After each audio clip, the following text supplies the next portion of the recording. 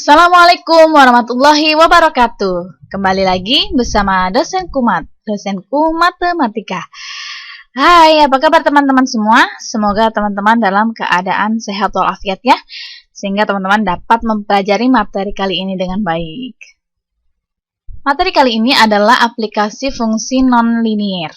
Nah, pada pertemuan-pertemuan sebelumnya kita telah mempelajari aplikasi fungsi linier pada matematika ekonomi dan bisnis. Kali ini kita akan mempelajari tentang aplikasi fungsi non-linier. Nah,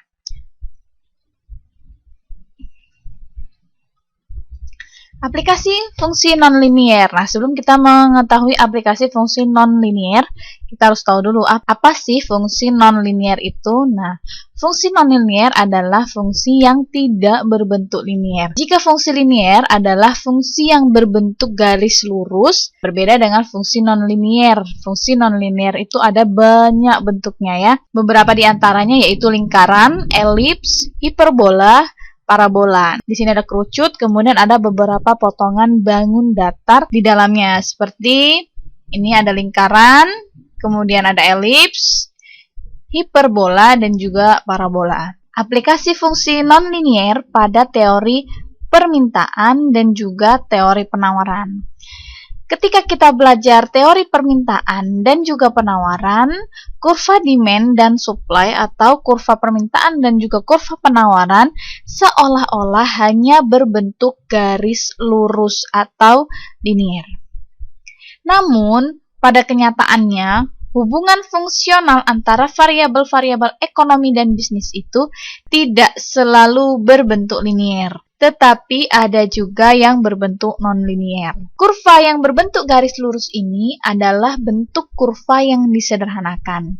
Karena pada kenyataannya, kurva permintaan dan penawaran tidak berbentuk garis lurus. Kurva demand and supply yang non-linier dapat berupa potongan lingkaran, elips, hiperbola, atau bentuk lain yang tidak menentu. Jadi, fungsi non-linier lah yang lebih mendekati keadaan real perekonomian.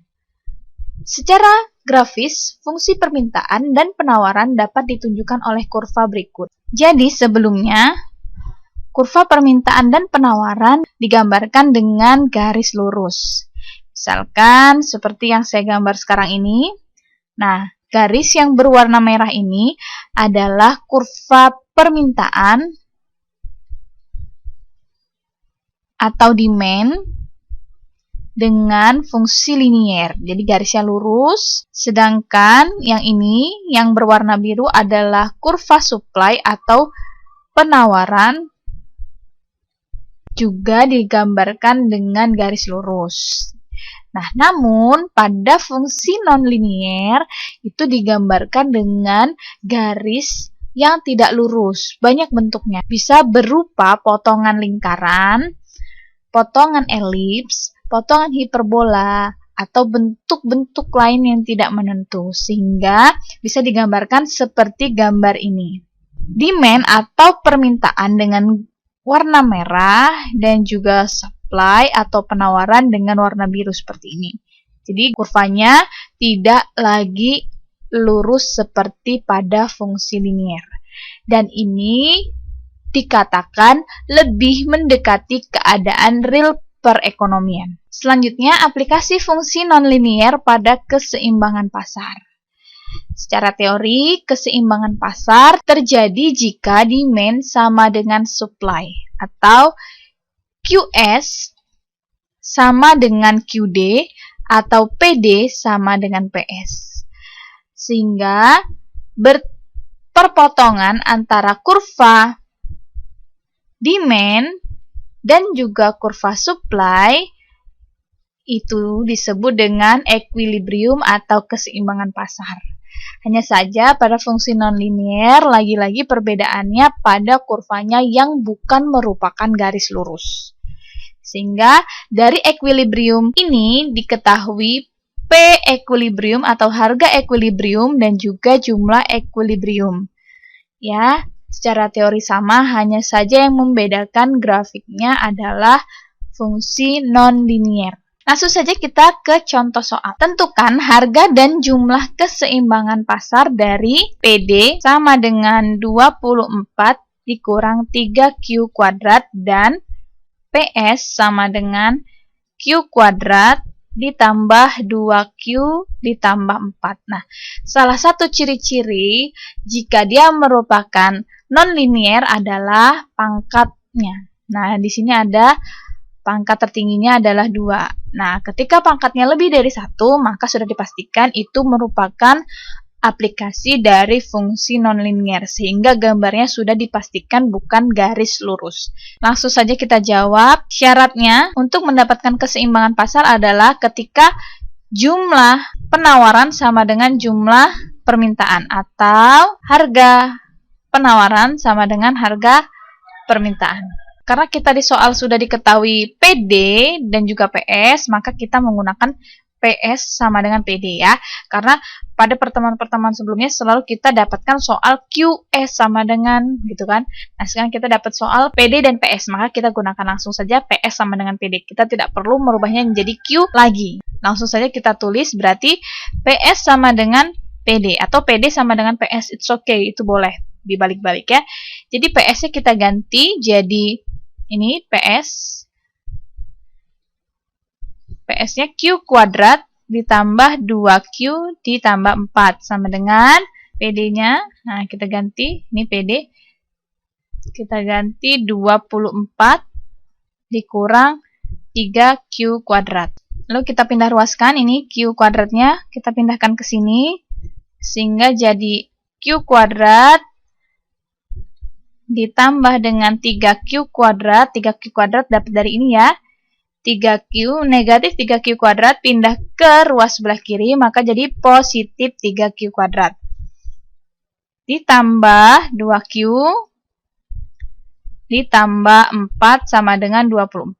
Q kuadrat tambah 3Q kuadrat jadi 4Q kuadrat ditambah 2Q ditambah 4. 24-nya juga boleh kita pindahin ke sebelah kiri, maka menjadi negatif 24 sama dengan 0. 4Q kuadrat plus 2Q dikurang 20. Dapatnya dari ini. Negatif 24 ditambah 4. Punya hutang 24 ditambah 4 atau dibayar 4. Jadi hutangnya tinggal 20. Sama dengan 0. Nah, sudah kita dapat itu. Karena ini adalah fungsi kuadrat, maka kita faktorkan untuk mendapatkan nilai Q-nya. Maka kita tulis kembali, kita tulis ulang ya, yang ini. 4Q kuadrat ditambah 2Q dikurang 20 sama dengan 0. Jadi kita faktorkan, cara faktorkannya, pertama kita kalikan dulu yang depan sama yang belakang ini. Jadi kita kalikan dulu negatif 20 dengan 4-nya. Berarti hasilnya adalah negatif 80. Jadi teman-teman harus cari nilai yang jika dikalikan hasilnya negatif 80, jika dijumlahkan hasilnya positif 2. Sebelumnya kita tulis kembali dulu 4Q kuadrat ini. Kemudian negatif 20-nya juga kita tulis dulu di belakang.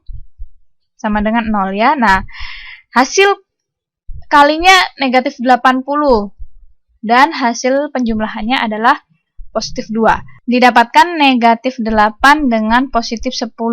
Artinya jika dikalikan negatif 8 kali positif 10 adalah negatif 80. Tapi ketika dijumlahkan negatif 8 dijumlah dengan positif 10 adalah positif 2.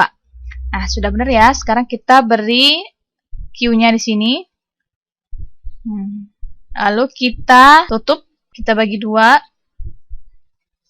Sehingga 4Q dengan 8Q bisa kita faktorkan, kita keluarkan 4Q.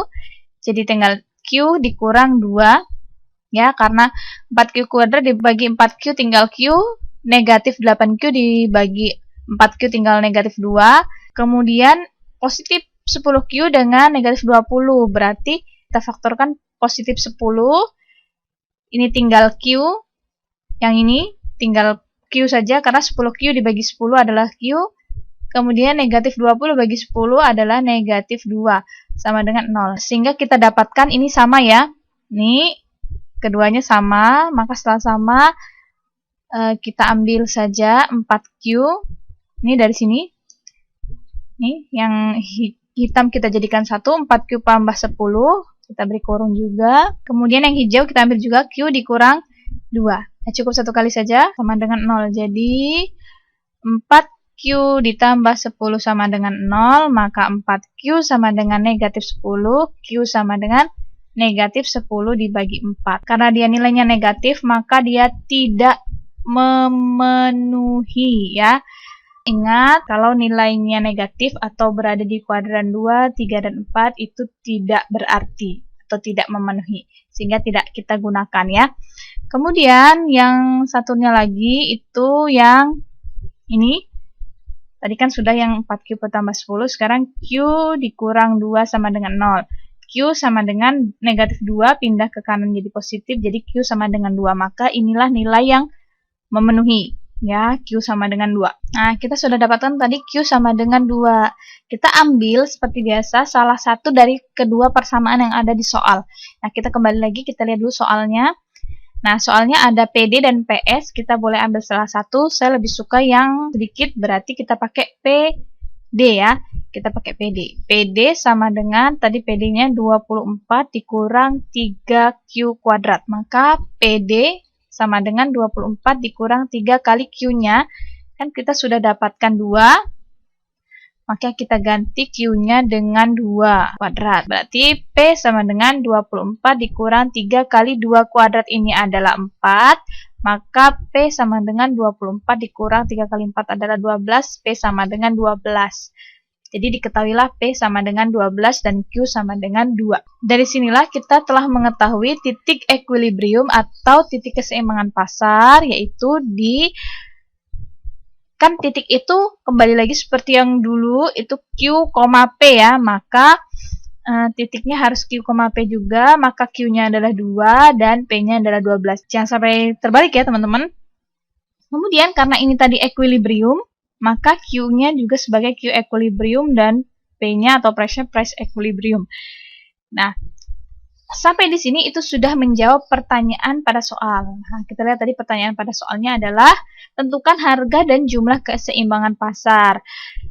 Harga keseimbangan pasar atau PE, nih, harga keseimbangan adalah 12. Sedangkan jumlah keseimbangannya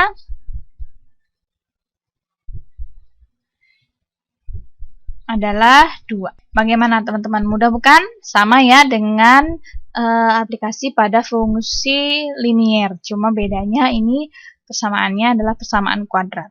Selanjutnya kita akan mencoba menggambarkan fungsi permintaan berupa fungsi nonlinier tadi ke dalam grafik. Langsung saja kita ke contoh soalnya. Gambarlah grafik fungsi permintaan yang ditunjukkan oleh PD sama dengan 24 dikurang 3Q kuadrat. Nah, ini adalah soal yang sudah kita kerjakan tadi. Sudah kita tentukan equilibriumnya. Nah, ini kita ambil dulu fungsi permintaannya saja. Kita akan gambar fungsi permintaan ini ke dalam grafik. Secara teori, menggambar grafik fungsi permintaan ini sama halnya dengan menggambar grafik fungsi kuadrat pada saat teman-teman dulu belajar matematika di SMP dan juga SMA, ya. Dan kita akan ulangi lagi bagaimana cara menggambarnya. Jadi, mari kita mulai. Langkah pertama tentunya kita harus menentukan titik-titik potong terhadap sumbu X dan juga sumbu Y. Dan tidak lupa juga kita tentukan titik puncaknya. Untuk menentukan titik potong terhadap sumbu X, maka kita harus memisalkan Y sama dengan 0. Begitu juga sebaliknya.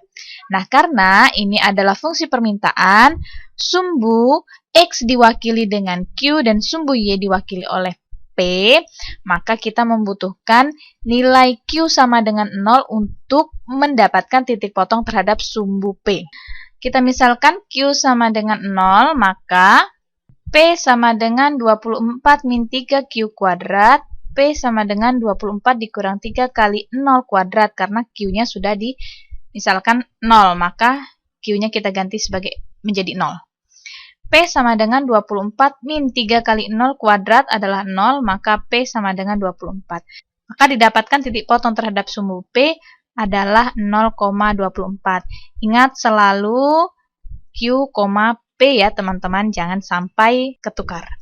Selanjutnya kita misalkan juga P sama dengan 0. Kita tulis kembali dulu soalnya. P sama dengan 24 min 3Q kuadrat. P kita misalkan 0. Jadi 24 dikurang 3Q kuadrat, sehingga negatif 3Q kuadrat ini kita pindahkan ke ruas sebelah kiri menjadi 3Q kuadrat sama dengan 24. Negatif pindah ruas menjadi positif, menjadi tidak ada tanda ya teman-teman, jadi 3Q kuadrat sama dengan 24. Sehingga Q kuadrat sama dengan 24 per 3 sama dengan 8, sehingga Q sama dengan akar 8. Sehingga didapatkan titik potong akar 8,0.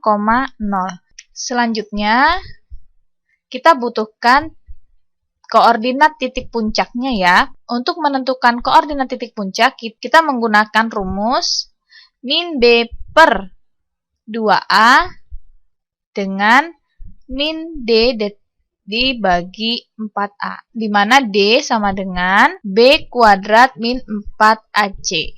Nah, A, B, dan C itu dapat dari mana? Nah, kita kembali lagi ke bentuk umum persamaan kuadrat. Bentuk umum persamaan kuadrat itu adalah AX kuadrat plus BX plus C sama dengan 0. Jadi yang melekat pada X kuadrat itu adalah A, yang melekat pada X adalah B, serta konstanta merupakan C. Nah, kembali kita ke soal. Kita lihat yang melekat pada X kuadrat adalah min 3. Jadi, A sama dengan min 3. Kemudian yang melekat pada Q tidak ada, maka dia B sama dengan 0 karena tidak ada ya, teman-teman. Kemudian yang konstantanya adalah 24. Maka C-nya sama dengan 24. Nah, sekarang kita cari dulu D-nya. D-nya sama dengan B kuadrat min 4AC.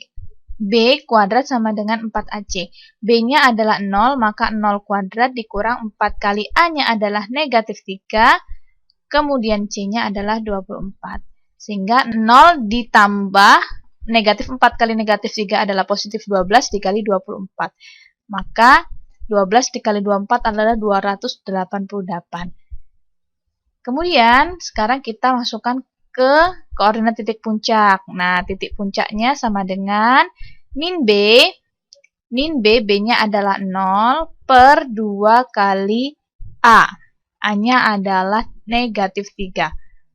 Kemudian, negatif D per 4A. Negatif D, D-nya adalah 288 per 4A. 4 kali A-nya adalah negatif 3.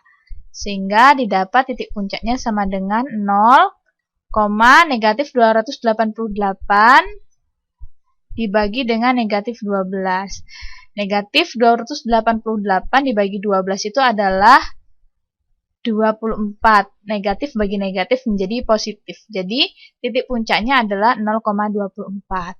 Sehingga dapat diketahui titik-titik yang penting untuk menggambar grafik fungsi permintaan PD sama dengan 24 min 3Q kuadrat adalah yang pertama 0,24 akar 8,0 dan juga titik puncaknya adalah 0,24.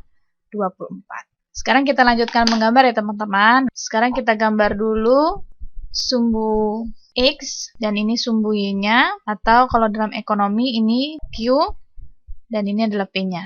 Kita tuliskan kembali dulu titik-titik yang kita butuhkan tadi di pojok sini supaya kita tidak lupa ya. Tadi kita dapatkan yang pertama 0,24 akar 8,0 titik puncaknya 0,24. Ini sama, titik yang pertama tadi 0,24 dan titik puncaknya adalah 0,24. Artinya titik puncaknya juga menyentuh sumbu begitu ya. Kita buatkan skalanya dulu 5, 10, 15, 20, 25. Kemudian di sini kita buat 1, 2, 3. Titik yang pertama yaitu 0,24. 0,24 di Q-nya adalah 0, 0 di sini. 0,24. 24 adanya di sini. Nah, jadi ini adalah titik 0,24. Ini adalah titik puncak sekaligus titik potong terhadap sumbu P.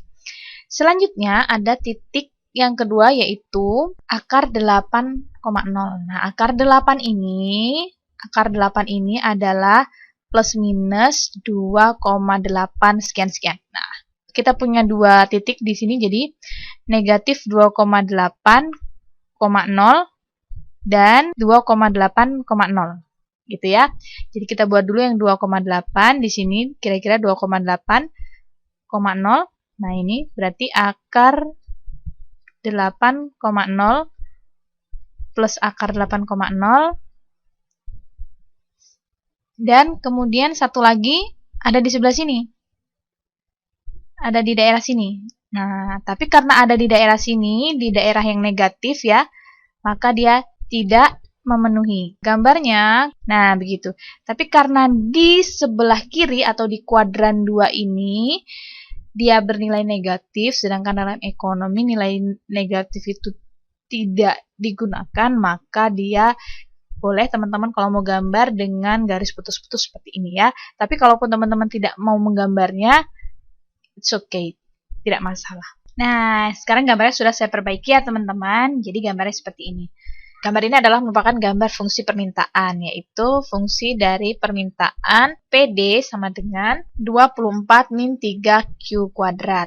Nah, sekarang kita akan menggambarkan fungsi penawaran yang tadi sudah kita tentukan equilibriumnya. Nah, tadi itu ada PS sama dengan Q kuadrat plus 2Q plus 4. Nah, dengan cara dan metode yang sama, kita mendapatkan titik 0,4, kemudian titik puncaknya adalah negatif 1,3. Sedangkan titik potong terhadap sumbu Q tidak kita dapatkan karena titik puncaknya adalah negatif 1,3. Artinya dia sudah kembali sebelum menyentuh sumbu Q. Jadi tidak ada titik potong terhadap sumbu Q. Maka kita dapatkan dua titik ini. Sekarang bisa kita gambarkan. Jadinya kita gambar dulu titik puncaknya adalah negatif 1,3. Titik puncaknya ada di sini, negatif 1,3. Kita tulis negatif 1,3. Kemudian ada titik potong terhadap sumbu P yaitu 0,4. Nah, 0,4 ada di sini. Grafiknya akan begini. Sedangkan yang sini, karena titik puncaknya di sini, jadi dia akan kembali ke sana ya. Jadi dia kembali ke sana. Nah, tapi ini putus-putus karena tidak akan kita gunakan. Dari kedua grafik fungsi tersebut, diketahui titik equilibrium atau titik keseimbangan pasarnya ada di sini. Nah, ini adalah equilibriumnya. Equilibrium ini sudah kita ketahui tadi, sudah kita tentukan titiknya, yaitu 2,12.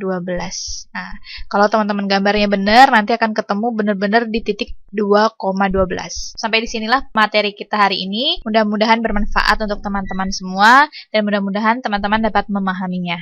Jangan kemana-mana, tetap di Dosen Kumat, dosenku matematika. Wassalamualaikum warahmatullahi wabarakatuh.